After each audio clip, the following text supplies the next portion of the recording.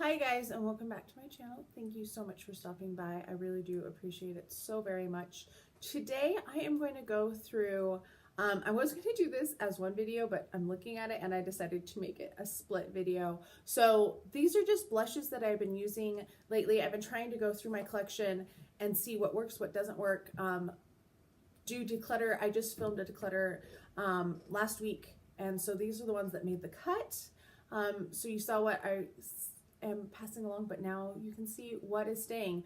So we're going to start with the blushes because there's a little less of them, and we're going to start. I have like a whole bunch of Tarte blushes, so that's where I was going to start. So you can see them, all the different ones, and why I'm keeping them. This is Very Flush. This is gorgeous packaging, of course. It's super light. It's almost it reminds me of Party in a lot of ways. Like, you can barely see it right there on my skin. So that one's really super light. The next one that I made it through is Captivating. I really like the Tarte blushes because they are, I'm going to get rid of all the plastic in them. They are long lasting. They're matte. I do like the matte blush in a lot of ways. So that's that one. And they're just, they have such a wide variety of shades. So even though they look super similar, this is Celebrated, they don't look the same on the cheeks, which is something that I really like. This one is a slightly older one of mine. Got a little chunk there. There they are. And I also like that they're kind of subtle. Some of the blushes that I've been trying out, they are super like bright and in your face, and you can't really work with them as well. And I don't want blushes like that. These might need to be built up a little bit, but I don't mind that. Then we have Ohana. This came in a set, a holiday set for 2018. That's what it looks like. I really like it. This one has some glitter in it, but it's nothing really obvious. So that's what it looks like. Then we have Seduce. I hope I showed them all to you in the box. I don't want to there you go. And then the final one, number 6. Ooh, this is Unstoppable, and I have this one in a sample size. And 'tis the season for motorcycles and noisy cars. So that is what they all look like.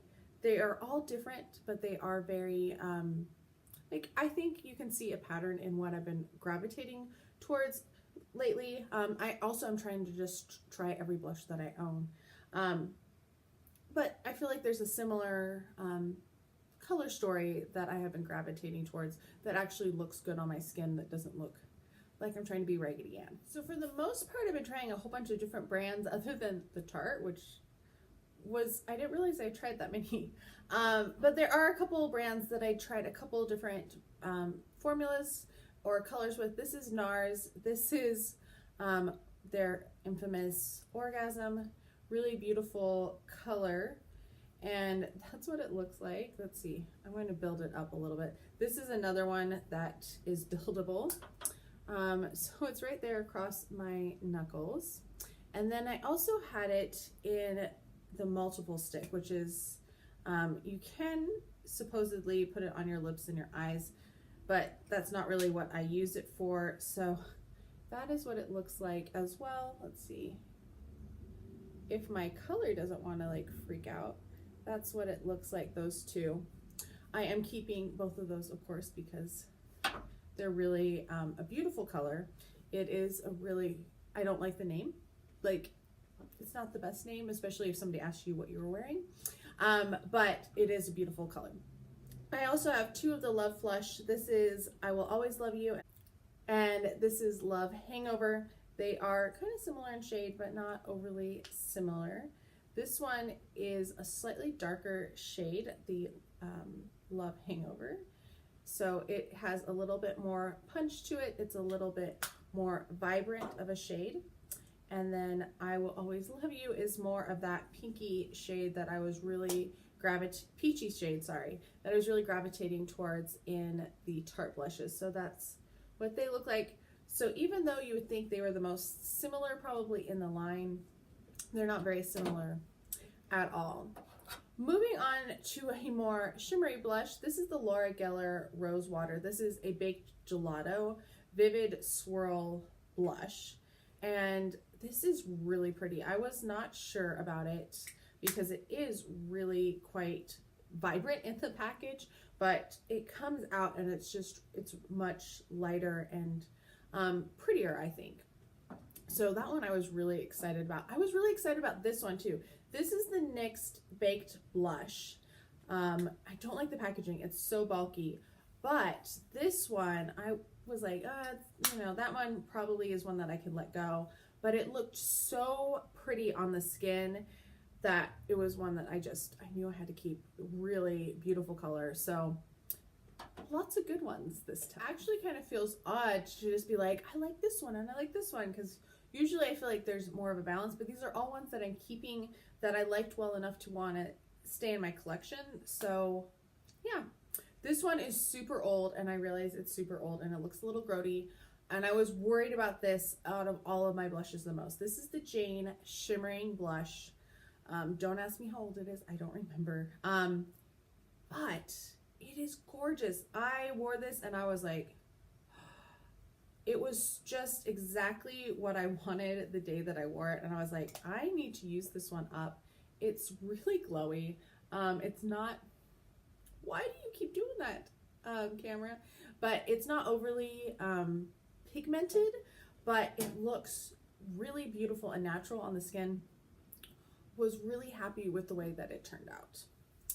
Next up is Kevyn Aucoin. This is the small one because I had the trio of them. This is, it's technically the Neo Bronzer, but I used it as a blush because once you kind of rub it back and forth, I feel like it's more of a blush shade than a bronze shade. That's it right there. It looks a little dirty on my skin, but I liked the way it wore on my skin, and it didn't look unnatural, which sometimes I feel like they do. So yeah, this set I was glad that I picked up when it went on clearance, because otherwise it's super expensive. Two that were very similar, I feel, are the Dirty Little Secret. This is Kitty Pink, and then this is Bobbi Brown Nude Peach. So I want to swatch these together because they look really super similar, right? I love when people say that and you're watching at home and you're like, it's not the same. They look so different. Let's see, where did I even put that one? There, the Bobbi Brown is so light you can barely see it. I'm going to double swatch it because I am pretty sure you can't see it. So if you want something super pale and light, the Bobbi Brown is for you. So we have the Bobbi Brown right here. I don't even know if you can tell that it's there. And then you have the Dirty Little Secret, the nude, or the Kitty Pink. I love all of them. Like, they're just nice shades. So yes to all of those. And yes to this next one. I wish there was a wider variety because I feel like this was the one that really stood out to me as something I would wear a lot, but I really like this and I wish I would have gotten other ones when it was on sale. This is Ofra, this is Bellini. This is probably my newest blush because I picked this up during the 21 Days of Beauty at Ulta. Oh my gosh, this one is so pretty. I was just blown away. It's a little bit more pigmented than the other ones. All of these are buildable, which is nice. That's kind of like the formula that I'm going for nowadays, but I really liked that one as well. So lots of good choices. All right, we're down to the last four that I've been trying lately. This first one is Lorac. This is Aura, A-U-R-A. This one is probably the one that I'm least sure about out of all of them that I showed you, because it is pretty dark. Like, that's how it goes on, trying to keep a light hand. This, of all of them, I did try this out a couple times because I was like, I don't know if I want to keep it or not. So that's my one that I'm not as thrilled with. Then we have Estee Lauder. This is Nude Rose, which is another peachy shade. I really have been enjoying that peachy shade. I think it looks really good on super fair skin because it's probably the closest to my skin tone in real life. And then Spring Fling, this was a quadrant from Ulta. They have their like little 5 for 10 thing every year. And that's where I got this one. And this one, like all of the other ones that are like this, I just kind of swirl together and let it go.